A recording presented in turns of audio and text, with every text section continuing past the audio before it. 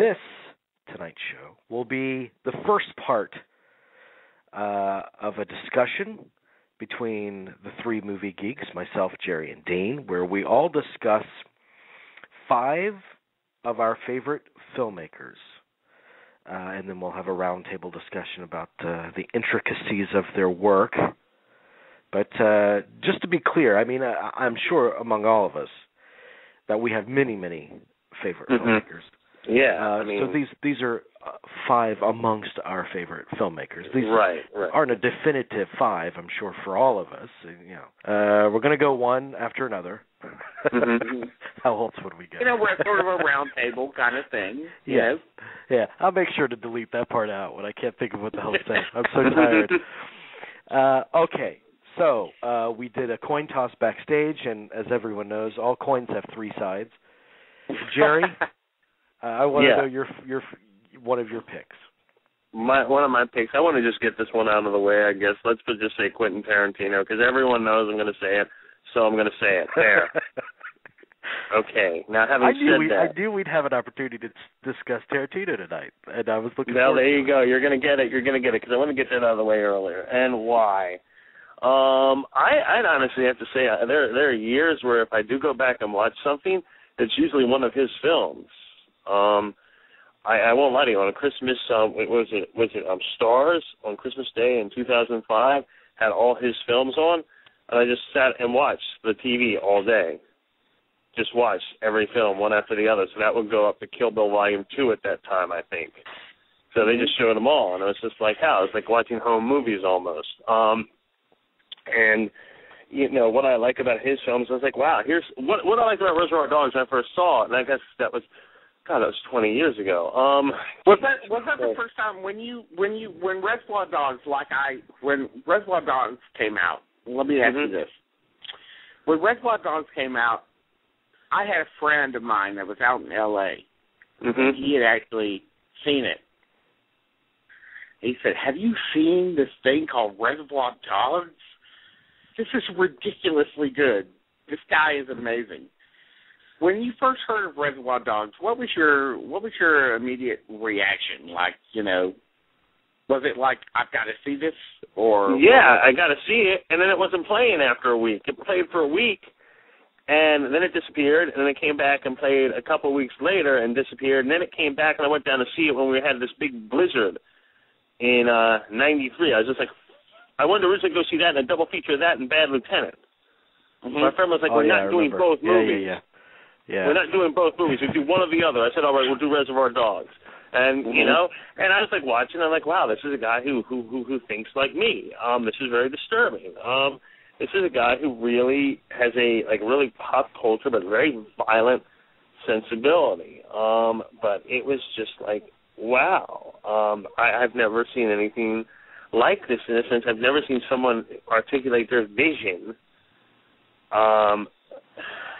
And the dialogue, obviously, is the first thing that pops to mind. But now I could say that about 2 other directors, too, Wes Anderson and Noah Baumbach. Wow, these guys think in a way like I do. This is very frightening. I definitely feel that same way about Baumbach. Yeah, Baumbach scares me how much their similarities. It's just like with, my own personality.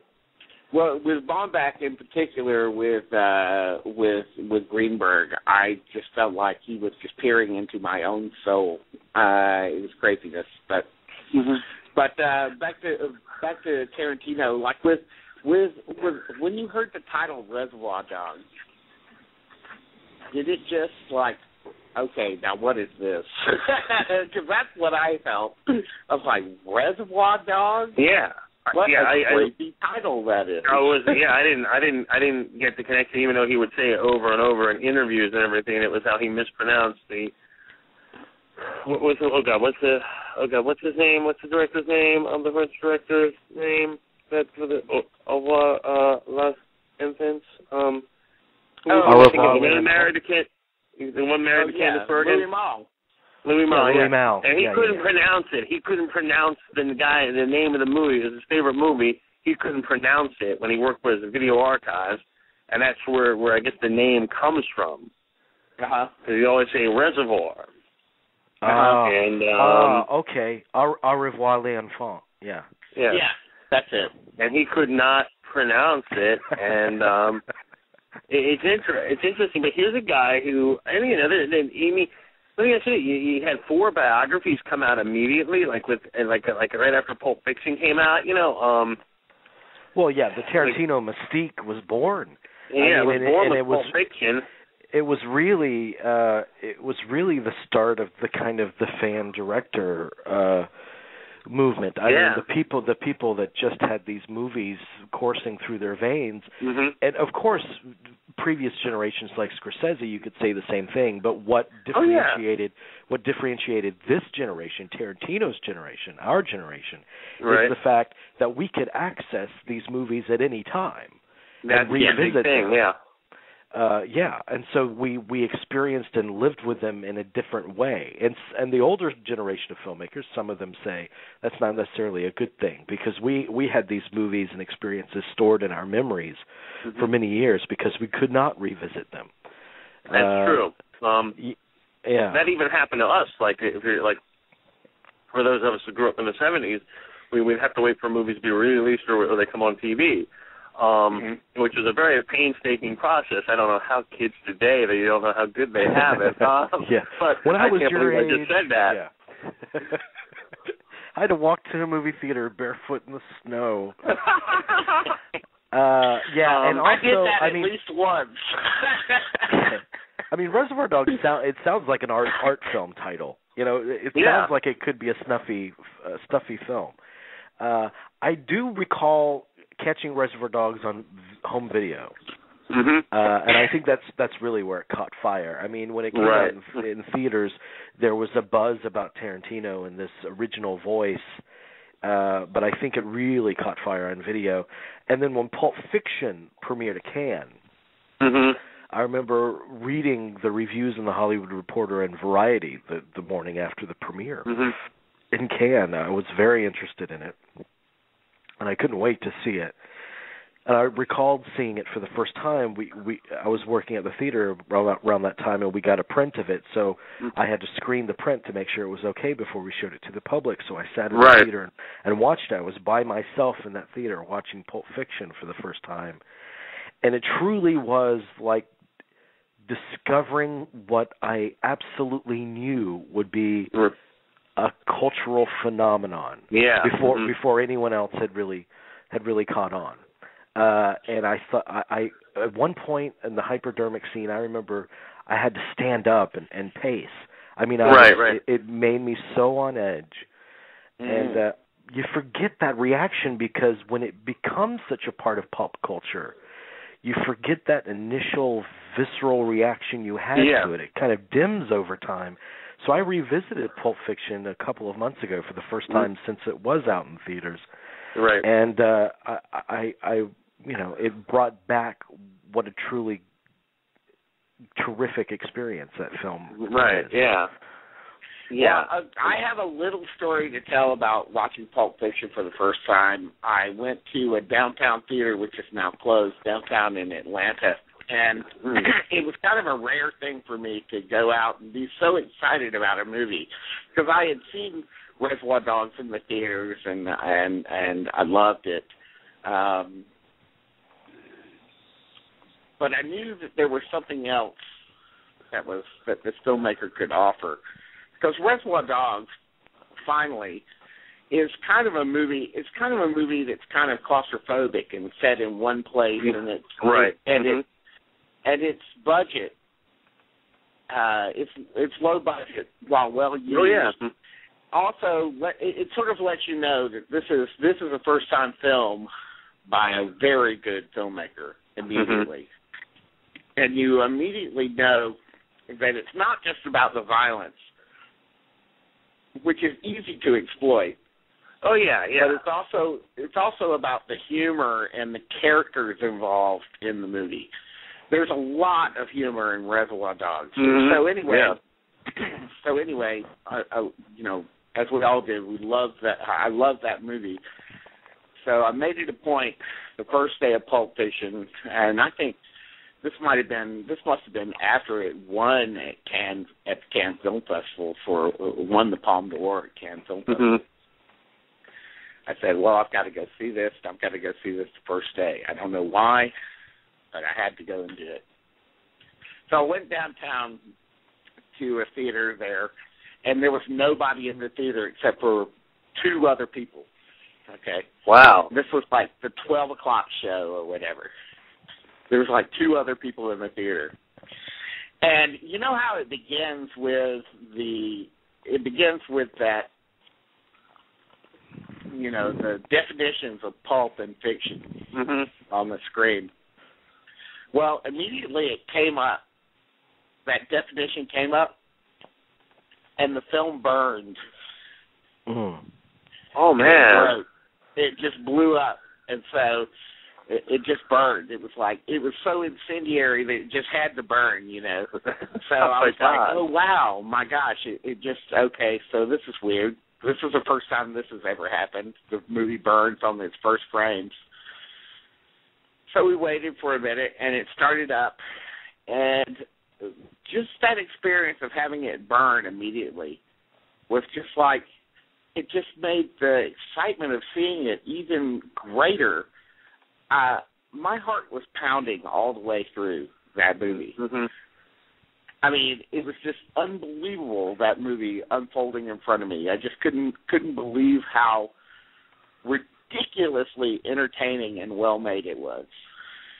It was out of hand. Right. Well, that's just it, and I think that's what's special about Tarantino's films, because they are surprising and they're unpredictable, and in a special way. So much so that when I see a Tarantino film, I walk out of it and I feel like I've discovered the joy of movies again for the first time. I mean, I really do. That.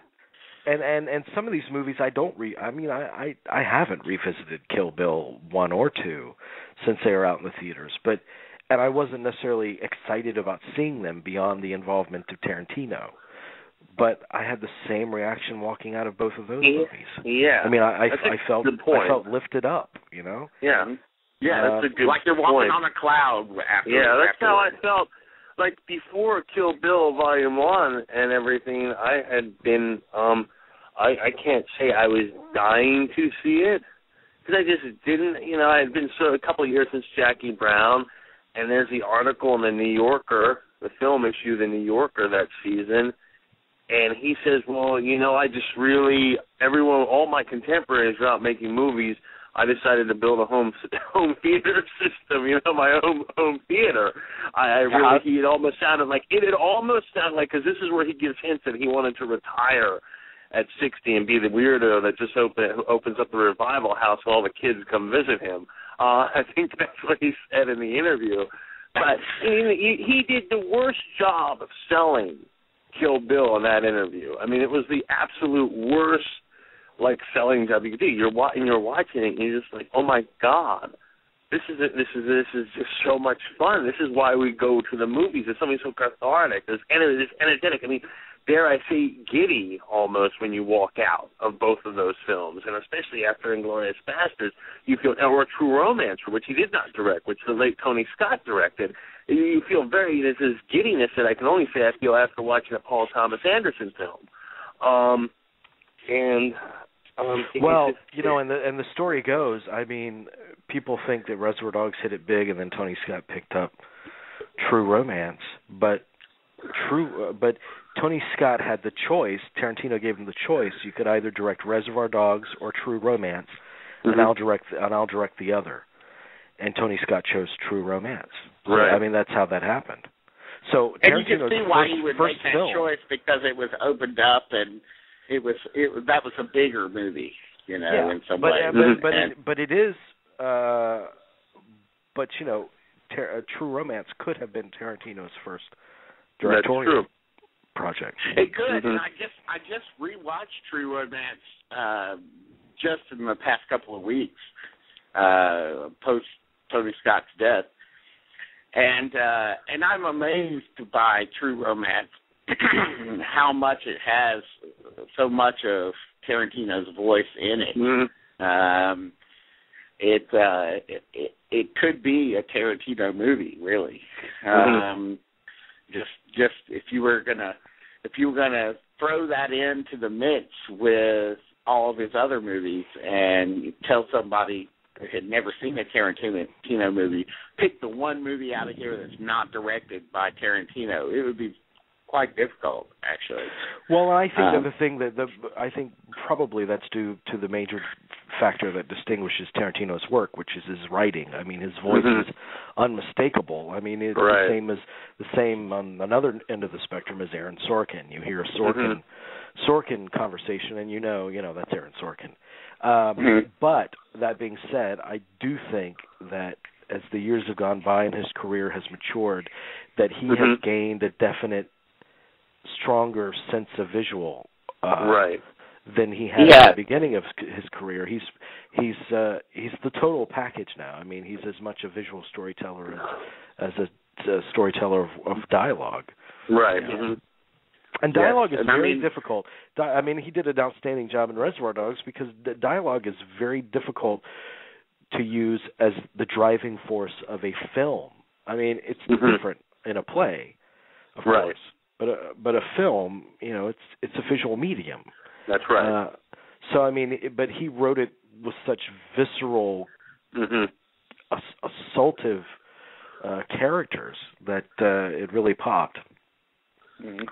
Okay, Dean, let's hear one of yours. Well, I would like to start out, and I have to say, I agonized over this list. I said, how am I going to do this? Am I just going to pick the real top five? They're going to be the same, am I going to pick the same people that, a lot of people would pick? And I decided immediately that I wasn't going to do that. And I felt like I wanted to keep it surprising for people. Well, good for you. I'm glad someone has that going for them. I certainly don't, but good for you. Well, Tarantino is a great choice, By the way, I want to go back to Tarantino for just a second. What's really great about Tarantino, too, is that even when he does things like that are part of, like, 4 Rooms, for example, 4 Rooms that has 4 directors, his piece is the best piece in that movie. And the same thing goes for, in some ways, Grindhouse, too, which he did in collaboration with Robert Rodriguez. And it's a shame that it's a real shame that people aren't able to go back and take a look at Grindhouse as a complete film. That is the complete 3.5-hour movie that it originally was, instead of 2 separate movies and all the connecting tissue that was in there. But I really think that Grindhouse as a full movie-going experience is amazing.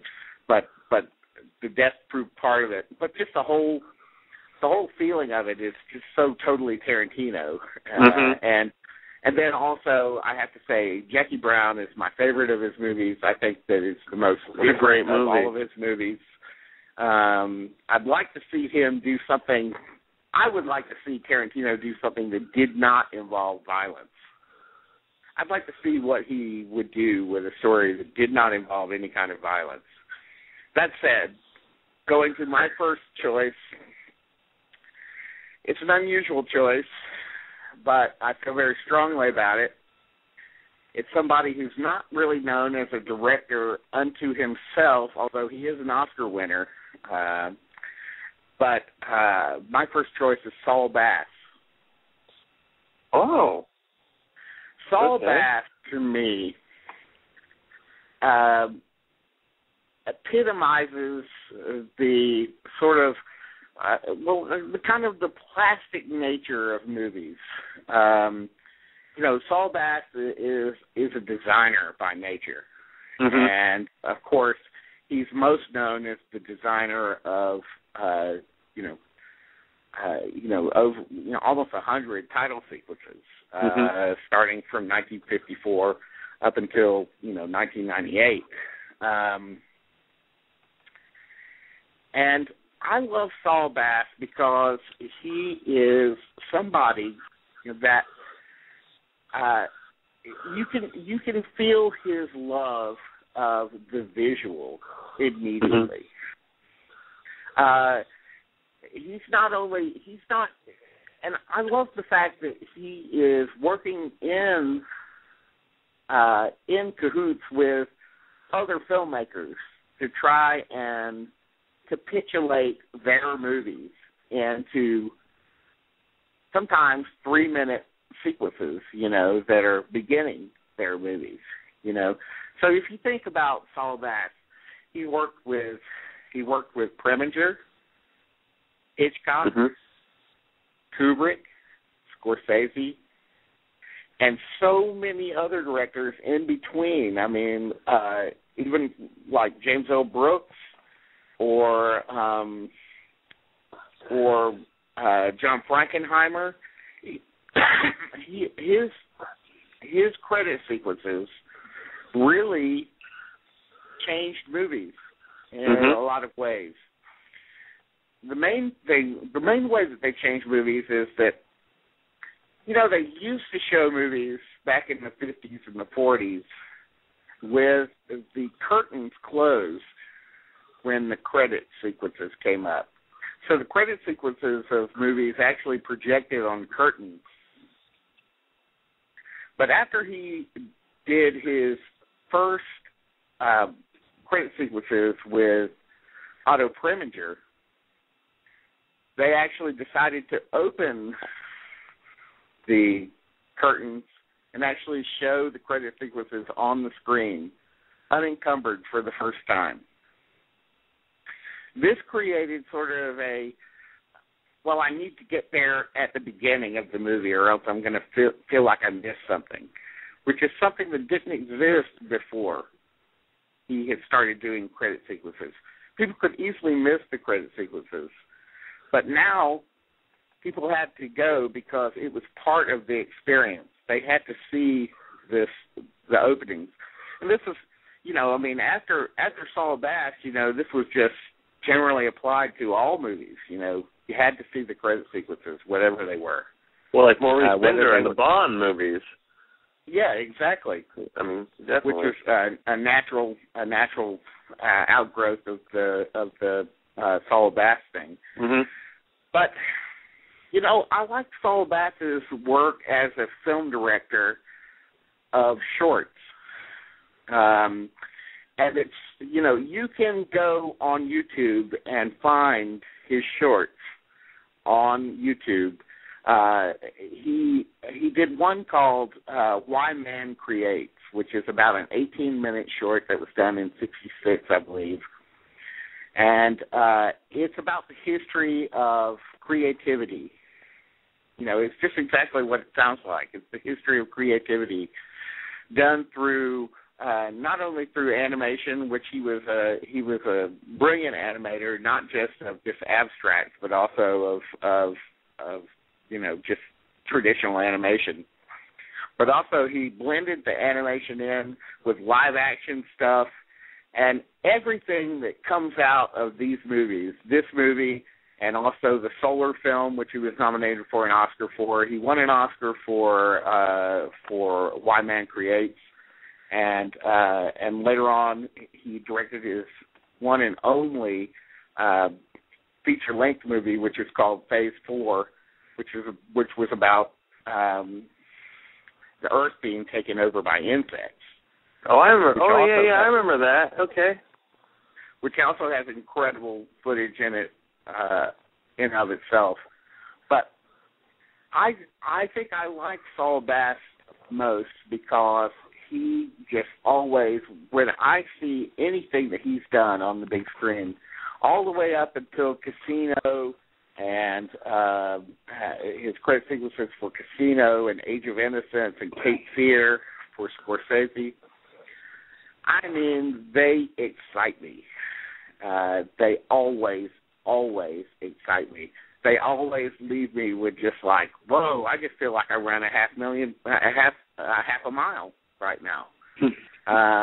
Because they are just filled with the love of movies and the love of the frame and the love of movement and music with movement. That's another thing. his use of his being able to collaborate not only with the directors but also with the people who do the scores for the movies.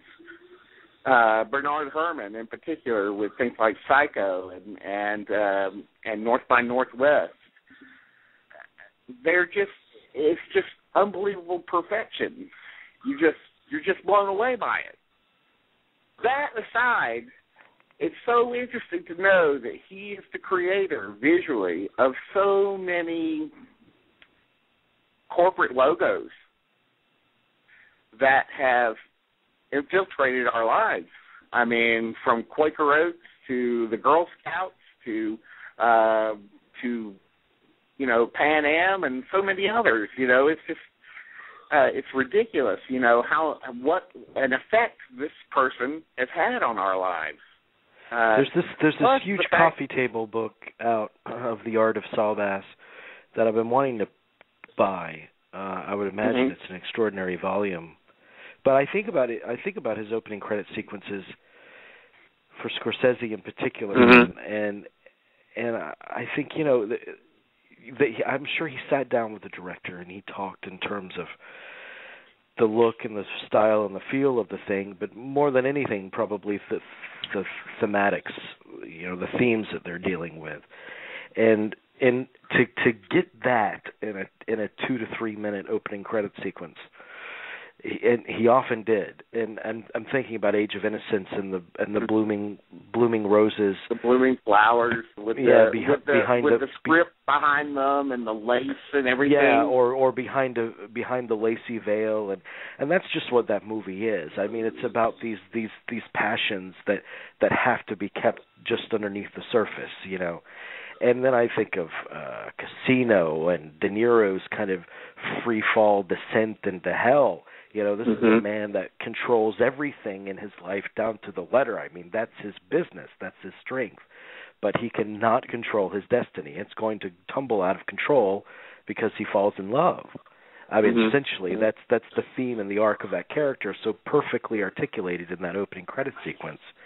And then I think of his titles and his fonts and his different title designs, like what he did for Kubrick with The Shining. And I read an interview with Bass about The Shining, and he said, look, Kubrick put me through the ringer as no director ever has. He said, I did hundreds upon hundreds and hundreds of different title designs for The Shining, and he was so incredibly exacting. And he said, I adored that way of working, that level of specificity. And I finally got it, and it felt like the biggest accomplishment of my life when I reached that finish line. So I mean, I think that's a very worthy. We don't think of people that work in service of the directors that tell the whole story as being terrific independent storytellers in and of themselves. But Saul Bass is a prime example of someone that definitely is. Well, it's the welcoming party, it's the welcoming, it's the thing that gets you hooked, it's the thing, it's like the greeting, if you will, of the movie. And that's the thing that can be the make or break, especially in a day, especially the way that we watch movies today and the way the younger generations watch it. I mean, that's really, if they don't like that, boom, they're going to go with something else, the next thing or whatever. So, this is really a unique and really original choice, Dean. I mean, that's a key right there. I mean, that needs to be perfect. And, I mean, those title sequences, you just don't see those that much. You don't even see credit sequences anymore at the beginning of the movies. I was just going to point that out.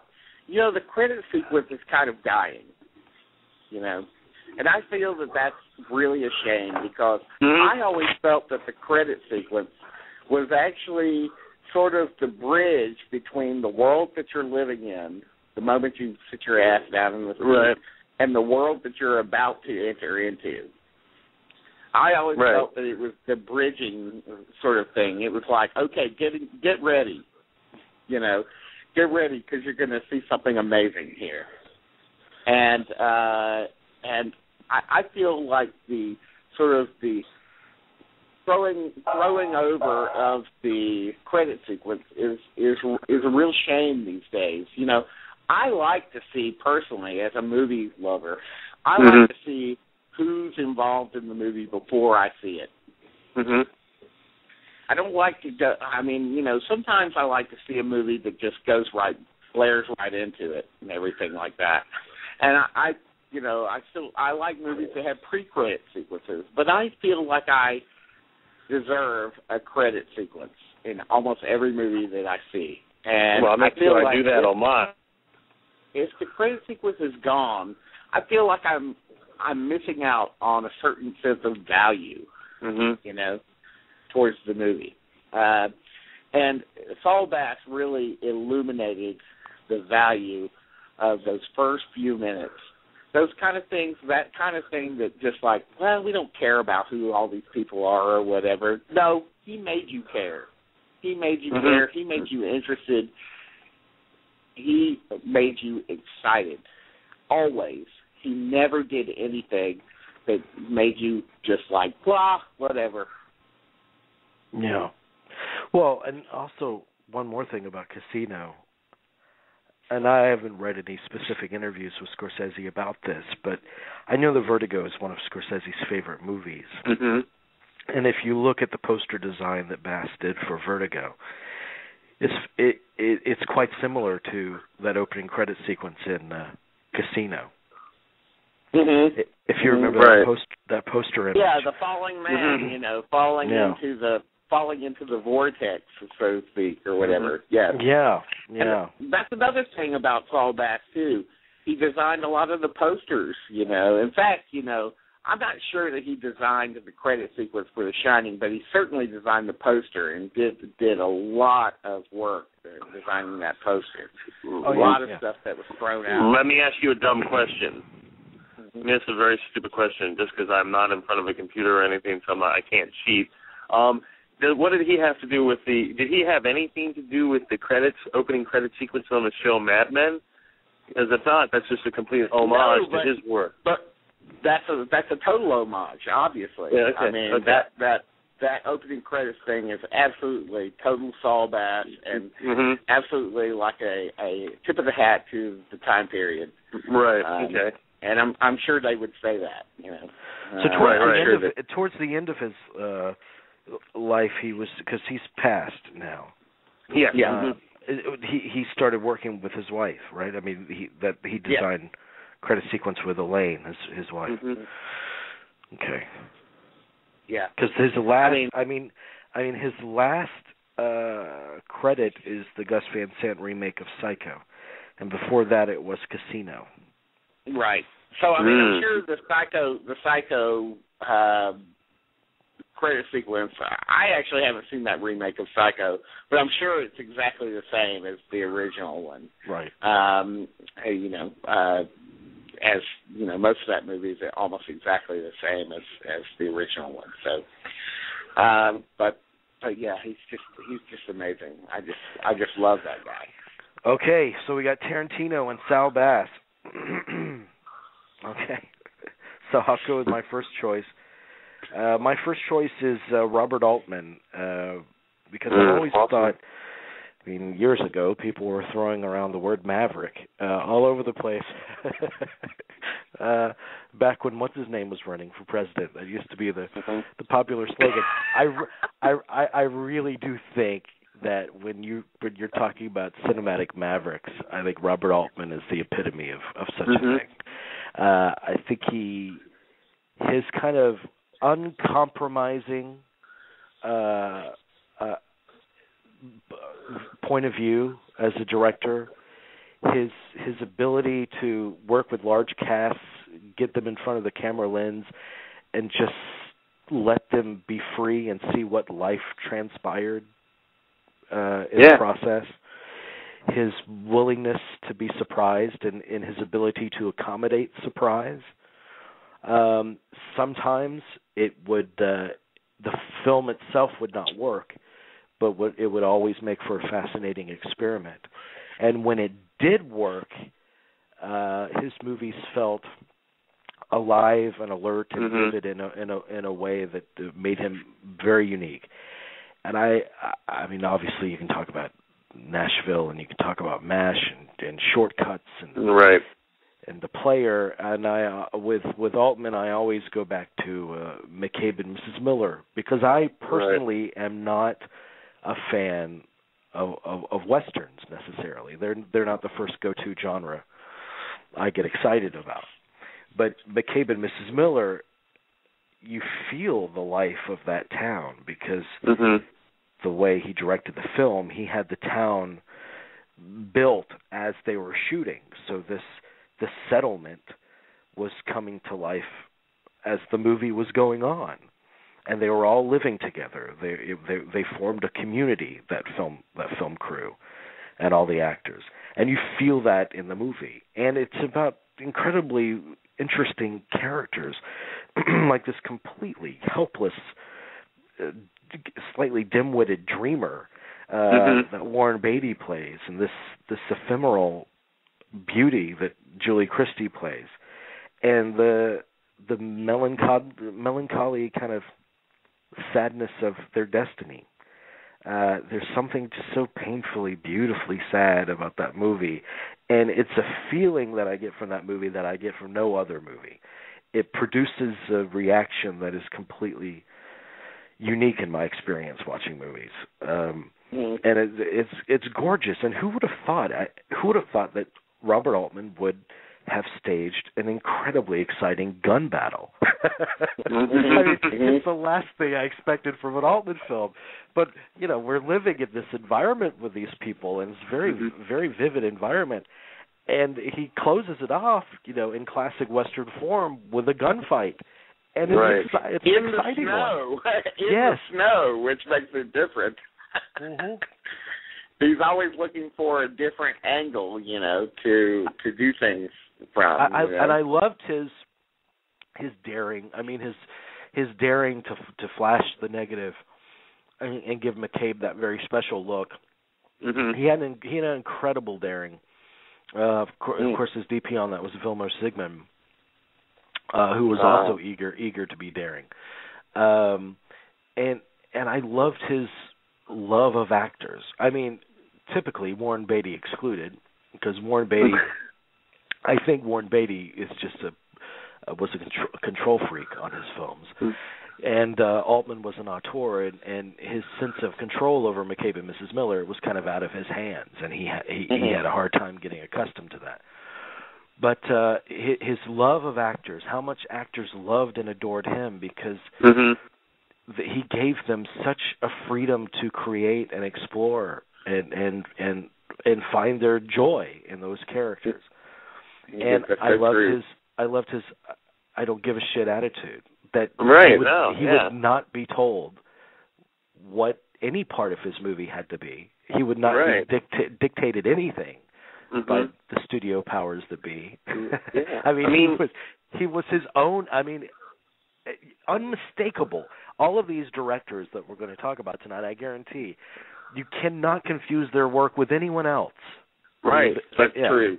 But Altman is such a special case because there are so many films. There's such a wealth of work. I mean, just towards the end, I'm just thinking Kansas City, Cookie's Fortune, Gingerbread Man, Gosford Park was just another one that was just really well done. Classic Altman. The Company. Dr. T and the Women. Not all these work, but they were. How should I say? You were never bored. I don't think you were ever bored during the Altman film. Even Popeye, which I think is the first film I saw by him. Well, essentially, if you love performance, if you love the process of seeing an actor perform, I don't think you can be bored by an Altman film. No. Because they're so packed with people. I mean, every single Altman film is ridiculously packed with so many people. I mean, just think about The Player, for instance. I mean, you've got Whoopi Goldberg, you've got Bruce Willis, Julia Roberts, Tim Robbins. It's even impossible just to sit down and take even one of his movies and give you all of the actors that are somebody, even somebody who's just an expert. You can't just sit down and say, okay, name me all of the people that are worth noting in Nashville.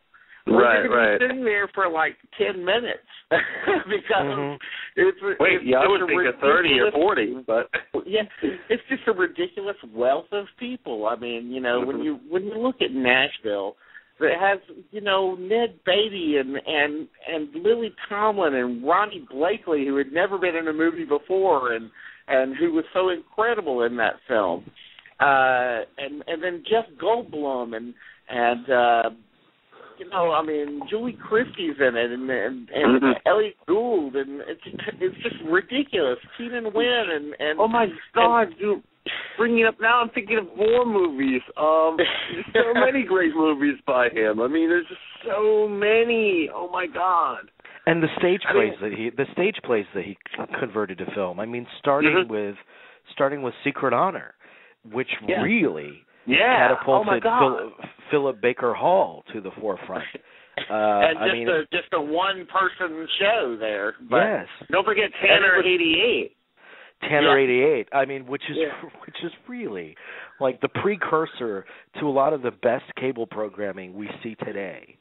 Yeah, I mean, but isn't California Split? California Split's him too, isn't it, Altman? Yes. That's an awesome film. The Chandler one, The Long Goodbye. The Long Goodbye. The Long Goodbye. Or his like dreamy movies. He did a couple of like very dreamy, crazy movies that he actually said came from dreams, like Images. Images. And Brewster The Long McCloud, Goodbye Three Women. is so good. Well, The Long Three Women. The Long Goodbye is a great example of how experimental he could be within kind of a classical structure, because you can't get more classically structured than the old style Philip Marlowe detective story. Right? He took that. He made the Philip Marlowe character Elliot Gould.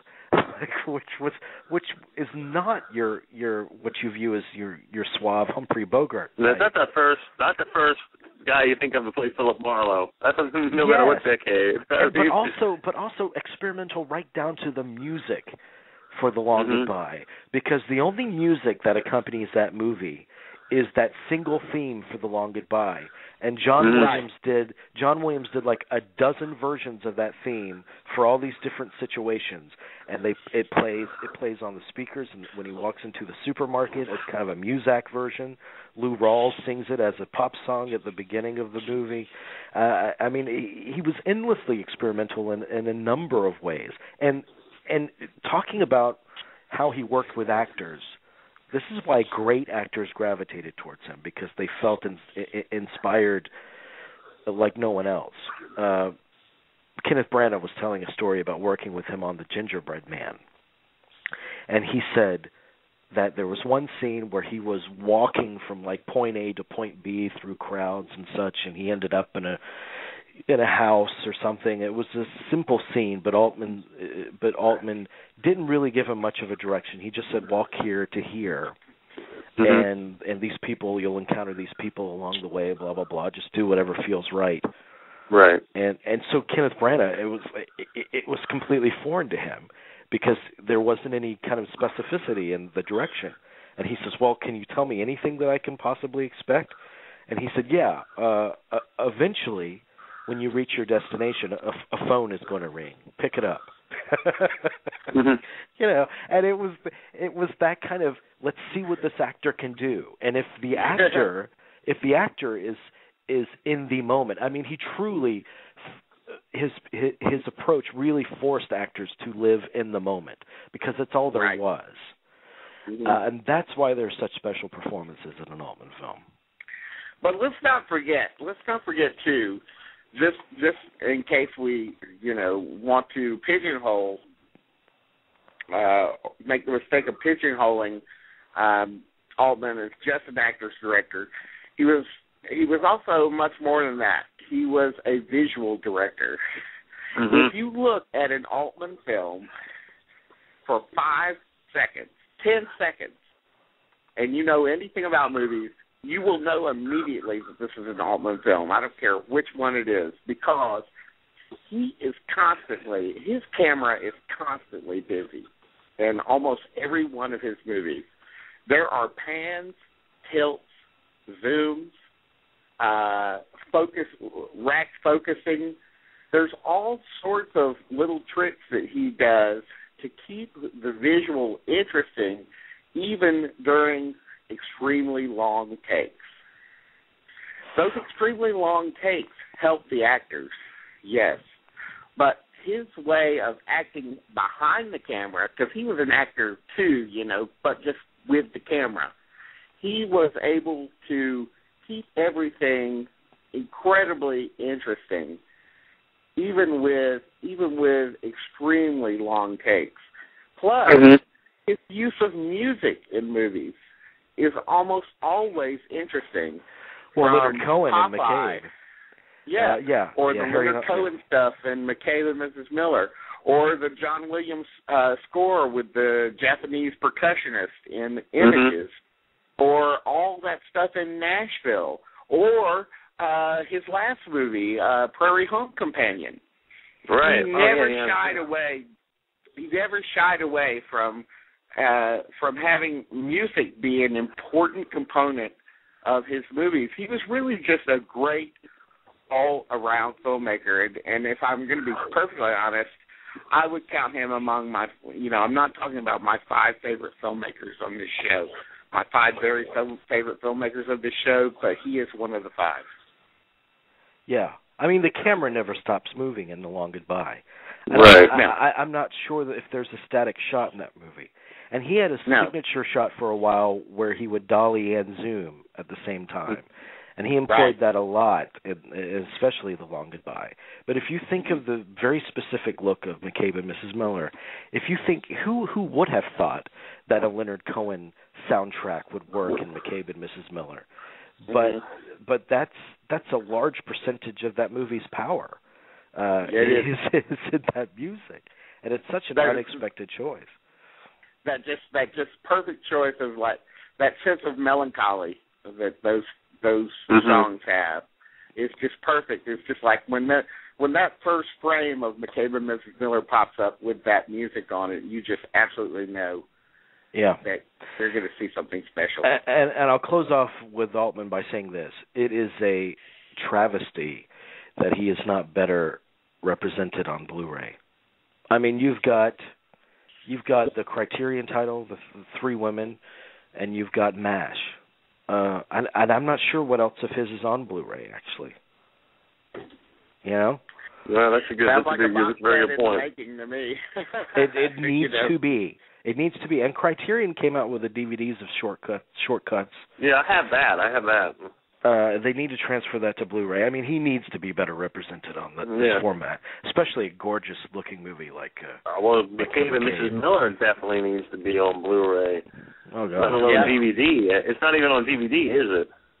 It's hard to find. You can get it like on Netflix. It's out of print. I'm sure you could buy a copy on Amazon somehow, but.